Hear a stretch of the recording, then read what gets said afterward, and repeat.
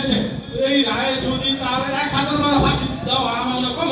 তারা নিজেকে যেভাবে উপস্থাপন করেছেন, সংগ্রামী সাথী বন্ধুগণ,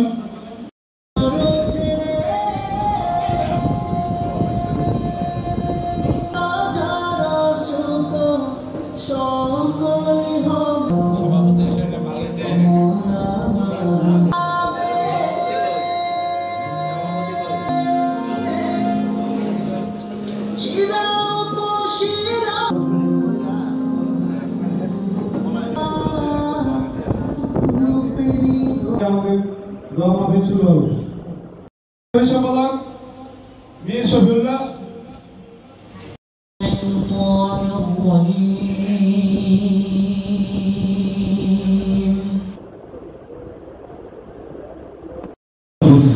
আপনাকে অত্যাচার করেছে হাসিনা সরকার। উনি কিন্তু হাসিনার নামটা বলতে ওখানে নেই। উনি এমন এক নেত্রী, উনি মহিষী নেত্রী, সুতরাং ওনার চেয়ে বেশি কিন্তু আমরা কেউ দেখ করিনি, তাই না? আমরা তার কাছে সেটা মুখে আমরা না। সুতরাং আমরা ওনার জন্য দোয়া করবো, আল্লাহ যেন ওনাকে বাঁচিয়ে রাখেন। আজকে এখানে বেশি কথা বলার সময় নেই, আমরা শুধু একটাই জানি, পতনের আন্দোলনে উনি আমাদের নেতৃত্ব দিয়েছেন। ওনার আদর্শ হচ্ছে সততাকে প্রতিষ্ঠিত করা, আইনের শাসন প্রতিষ্ঠিত করা, ন্যায় বিচার প্রতিষ্ঠা করতে আন্দোলন করেছেন। উনি ওনার সংসার পরিবারের দিকে নজর দেন নাই, উনি বেশিরভাগই নজর দিয়েছেন দেশের মানুষের জন্য।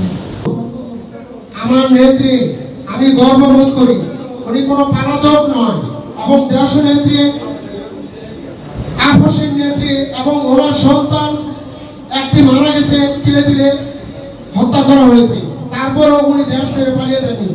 এবং আমরা যা চাচ্ছি, আমাদের গণতন্ত্রের মা দেশমাতা এবং খালেদা জিয়া দ্রুত সময়ের মধ্যে সুস্থ হয়ে আমাদের মধ্যে ফিরে আসুক। আজকের এই মিলাদ মাহফিলের মাধ্যমে আল্লাহ তাআলা যেন ওনাকে কবুল করেন। ধন্যবাদ সম্মানিত নেতৃবৃন্দ। বেগম খালেদা জিয়া এই বাংলাদেশের আপামর সমস্ত মানুষের ধর্ম বর্ণ নির্বিশেষে সকলের প্রিয় নেত্রী হয়ে ফ্যাসিস্ট সরকারের শেখ হাসিনার নির্যাতন নিপীড়নের মধ্যে দিয়ে উনি বিনা দোষে বিনা কারণে শুধু মানুষের কথা বলে, গণতন্ত্রের কথা বলে, এই দেশের আপামর সমস্ত মানুষের কথা বলার জন্য, উনি আমাদের সকলের কণ্ঠস্বর হওয়ার জন্য ওনাকে দীর্ঘদিন কারাভোগ করতে হয়েছে।